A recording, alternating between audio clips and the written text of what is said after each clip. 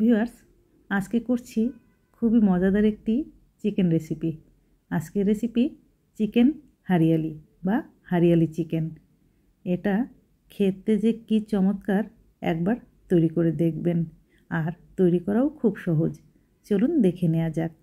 Hariyali chicken তৈরি করার জন্য প্রথমেই আমি একটি ব্লেন্ডারে নিয়ে নিচ্ছি 1 মুঠ ধনেপাতা, 1 মুঠ পুদিনা পাতা আর স্বাদমতো কয়েকটি কাঁচামরিচ, 10-12টি কাজু বাদাম আর কিছু পেঁয়াজ ভাজা, গোল্ডেন ব্রাউন করে ভাজা, যেটাকে আমরা বেরেস্তা বলি। আর দিয়ে দিলাম সেই সাথে সামান্য একটু পানি। এখন খুব মিহি করে ব্লেন্ড করে নিব। এই রেসিপিটি বাচ্চারা যেমন পছন্দ করে, বড়রাও ঠিক তেমনি পছন্দ করে। তৈরি হয়ে গেল। এখন একটি বাটিতে নিয়ে নিলাম আমি 1 কেজি চিকেন। আমি পুরো চিকেনটাই নিয়েছি। একটা চিকেনে 1 কেজি হয়েছে, হাড়গোড় বাদ দিয়ে। সেই সাথে দিয়ে দিলাম 200 গ্রাম টক দই, 1.5 চা চামচ করে আদা বাটা আর রসুন বাটা, দিয়ে দিলাম 1/2 চা চামচ হলুদ গুঁড়া আর স্বাদ মতো লবণ। এখানে আমি 1.5 চা চামচ দিয়েছি। খুব ভালো মতো মিশিয়ে নিচ্ছি। চিকেনটা কিন্তু আমি নর্মাল কাট করেছি। এখন হাতের সাহায্যে খুব ভালো মতো মেখে আমি এটাকে রেস্টে রেখে দেব 30 মিনিটের জন্য। ঢাকনা দিয়ে রেখে দিলাম।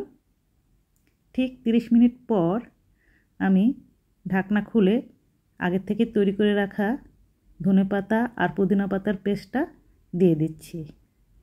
এই পেস্টটা মাখিয়ে এটাকেও আমি রেখে দিব 1 ঘন্টা।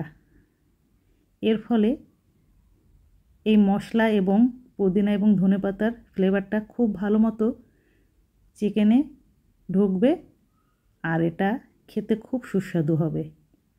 খুব ভালো মতো মেখে আমি এখন এটাকে ঢাকনা দিয়ে রেখে দিব 1 ঘন্টা।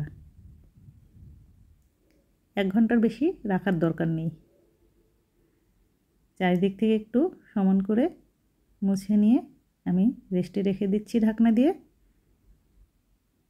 1 ঘন্টা পর আমি একটি ফ্রাই প্যানে নিয়ে নিচ্ছি 3 টেবিল চামচ সয়াবিন তেল। তেলটা একটু গরম হলে এখন চিকেনগুলো এক এক করে তুলে দিচ্ছি। সবগুলো চিকেন দেওয়া হয়ে গেলে আমি গ্রেভিটাও এর ভিতরে দিয়ে দিব। ডিয়ার ভিউয়ার্স, আমার রেসিপিগুলো ভালো লাগলে অবশ্যই কিন্তু একটা লাইক দিবেন আর কমেন্ট করে আমাকে জানাবেন। আর ফ্যামিলি এবং ফ্রেন্ডসদের সাথে শেয়ার করে দিবেন, ঠিক আছে? চিকেনগুলো সব দেওয়া হয়ে গেলে আমি গ্রেভিটা দিয়ে দিলাম।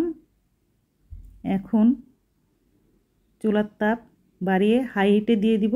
তারপর আমি 5 মিনিট এই চিকেনটাকে রান্না করে নিব। এই সময় কিন্তু আমি ঢাকনা ব্যবহার করব না। দেখেন ফুটে উঠেছে। আমি একটু নেড়েচেড়ে দিচ্ছি। ঠিক 5 মিনিট বেশি তাপে আমি রান্না করে নিব। টকবক করে ফুটে উঠছে। এটা এখন যেহেতু এখনও ঠিকমতো হয়নি, এই জন্য সবুজ রং আছে। রান্না হয়ে গেলে সবুজ রংটা একটু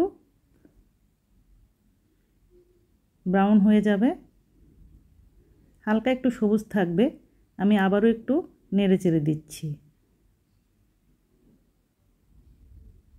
ভালো মতো সবগুলো চিকেন আমি নেড়েচেড়ে দিচ্ছি। 5 মিনিট বেশি তাপে রান্না হয়ে গেছে।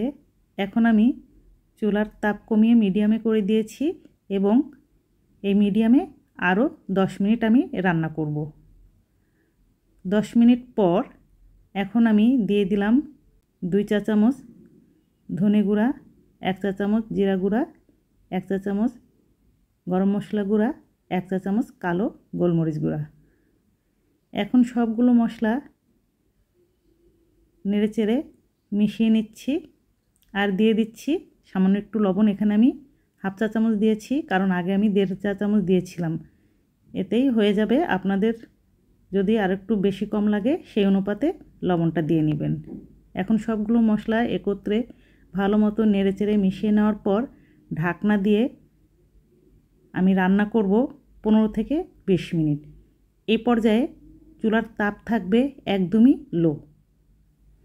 নাড়াচাড়া হয়ে গেছে, এখন আমি ঢাকনা দিয়ে দিচ্ছি এবং 15 থেকে 20 মিনিট এই অল্প আঁচে রান্না করব। দেখুন 20 মিনিট পর আমি ঢাকনা তুললাম। গ্রেভিটা একদম প্রায় শুকিয়ে গেছে আর তেলটাও উপরে উঠে এসেছে আর আমার চিকেনটাও প্রায় রান্না হয়ে গেছে। আর কিছুক্ষণ রেখেই আমি নামিয়ে নিব। দেখুন দেখতে কি সুন্দর হয়েছে আর এটা খেতেও কিন্তু অসম্ভব স্বাদের। পোলাও, রুটি, পরোটা দিয়ে এটা খুব সুন্দর যায়, খেতে অসম্ভব মজার লাগে। এখন আমি নামিয়ে নিব এবং একটি পরিবেশন পাত্রে তুলে নিব। সবাই ভালো থাকবেন, আমার চ্যানেলের সাথেই থাকবেন। আজকে এই পর্যন্তই, আবারও কথা হবে আপনাদের সাথে। আল্লাহ হাফেজ।